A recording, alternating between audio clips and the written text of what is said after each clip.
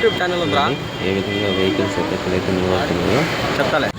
అక్కడే మనం అంత చెకప్ పైకి వెళ్ళిన తర్వాత ఇలా మనం ముందుకు వెళ్ళాల్సి వస్తుంది.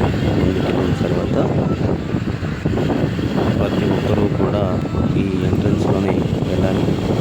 అంటే రిటర్న్ దారి వేరే ఉంటుంది, ఎంట్రన్స్ మీద వెళ్ళేదానికి వేరే రూట్ ఉంటుంది అనమాట. ప్రతి ఒక్కరు కూడా ఈ దారిని చూస్తూ ఎవరైనా బండాలు వెళ్తుంటే తాళ్ళలో జాగ్రత్త వహించండి. బీ కేర్ఫుల్గా వెళ్ళండి. ఇంత వెళ్ళిన తర్వాత అసలు డెడ్ ఎండ్ అయితే చాలా ఎక్కువ ఉన్నాయి. అసలు ఎవరు కూడా కేర్ఫుల్గా డ్రైవ్ చేస్తున్నారు, మనం ఇప్పుడు తిరుమల ఘాట్ సెక్షన్లో మనం వెళ్తాం. ఈ ఘాట్ సెక్షన్ అనేది వెరీ డేంజరస్ ప్లేసెస్. ఎంత కేర్ఫుల్గా బండి నడపాలంటే అంత కేర్ఫుల్గా బండి నడపాలి.